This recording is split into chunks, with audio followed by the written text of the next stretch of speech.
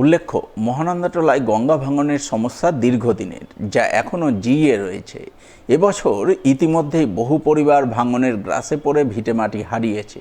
তার উপর গত মাসখানেক ধরে মহানন্দাটোলা অঞ্চলের জিতুটোলা, মুলিরামটোলা, রাজকিশোরটোলা, গোবিন্দপুর, সম্বলপুর, নবগ্রাম সহ বিস্তীর্ণ এলাকা গঙ্গার জলে ভাসছে। তৈরি হয়েছে ভয়াবহ বন্যা পরিস্থিতি। বন্যার কবলে পড়ে দুর্গতরা আশ্রয় নিয়েছেন ত্রাণ শিবিরে কিংবা কোনো উঁচু স্থানে।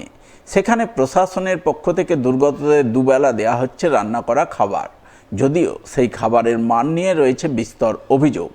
দুর্গতদের অভিযোগ, তাদের এলাকায় গঙ্গা ভাঙনের সমস্যা দীর্ঘদিনের, অথচ এই সমস্যা সমাধানে কেন্দ্র বা রাজ্য কোনো সরকারি কোনো উদ্যোগ গ্রহণ করছে না। ফলে ফি বছর তাদের নদী ভাঙন এবং বন্যা পরিস্থিতির মধ্যে পড়তে হচ্ছে। গঙ্গাটা মোটামুটি এখান থেকে 13 কিলোমিটার দূরে ছিল, বুঝলেন। আস্তে আস্তে আস্তে আস্তে জমি গেল, এবার বাড়িগুলো যাচ্ছে। মোটামুটি আমাদের 2টা বুথ অলরেডি কেটে গেল। গঙ্গা আস্তে আস্তে বাড়ছে। গঙ্গার সেরকম কাজ, সুস্থ কাজ হচ্ছে না। গঙ্গা ভাঙন চলছে, টুকটাক কাজ চলেছে এখানে, বোরার কাজ, কিন্তু এখানে বোল্ডারের কাজের দরকার, তবে গঙ্গা ভাঙনটা বাড়ছে। এদিকে এই ঘটনায় কেন্দ্রের বিজেপি সরকার সহ বিজেপির উত্তর মালদার সাংসদকে কাঠগড়ায় তুলেছেন জেলা তৃণমূলের মুখপাত্র আশিস কুন্ডু।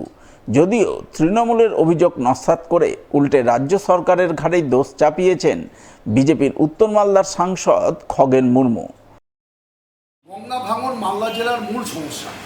মালদায় গঙ্গা এবং ফুলাহারের জল যখনই বাড়ে তখনই আমরা দেখেছি গঙ্গা ভাঙনের ফলে, ফুলাহারের চারিদিকের মাটি ভাঙনের ফলে লক্ষ লক্ষ মানুষ ঘর ছাড়া, বাড়ি ছাড়া, জমি ছাড়া হয়ে আছে।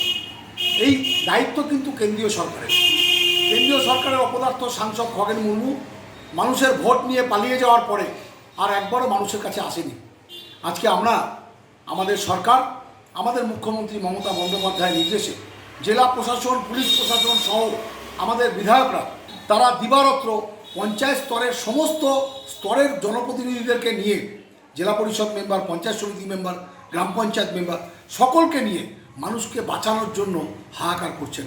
রাজ্য সরকারকে তো আমি এখনো পর্যন্ত বোঝাতে পারলাম না, ওদের ঘুম ভাঙাতে পারলাম না, ওরা ঘুমিয়ে আছে। এখনো পর্যন্ত তারা কেন্দ্র সরকারের কাছ থেকে কোনো রকম স্থায়ী সমাধান করবার জন্য কোনো পরিকল্পনা তারা পাঠাননি। আমি বারবার বলেছি, একটা বিস্তারিত একটা পরিকল্পনা গ্রহণ করুন, ডিপিআর তৈরি করুন এবং সেটা কেন্দ্রীয় সরকারের কাছে পাঠান, এবং তার জন্য আপনারা তার যে স্থায়ী সমাধান করবার জন্য একটা নির্দিষ্টভাবে সুনির্দিষ্ট আপনারা পরিকল্পনা একটু করুন, এবং তার জন্য আর্থিক সাহায্য চেয়ে একটা চিঠি করুন। রাজ্য সরকার এখনো পর্যন্ত করল না। ফলে কেন্দ্রীয় সরকারের কাছে আমি যা বলেছি, যখন বলেছি 19 সাল থেকে 6 বছর ধরে আমি বলে আসছি, তো ওরা বলেছে রাজ্য সরকার যতক্ষণ না বলবে, যেহেতু রাজ্য সরকারের এটা তাদের আন্ডারে, তাদেরই জুডিডিকশনের মধ্যে, সুতরাং রাজ্য সরকার না বললে কেন্দ্রীয় সরকার সরাসরি এই সমস্ত ক্ষেত্রে স্থায়ী সমাধান করবার ক্ষেত্রে কোনো অর্থ বরাদ্দ করবে না।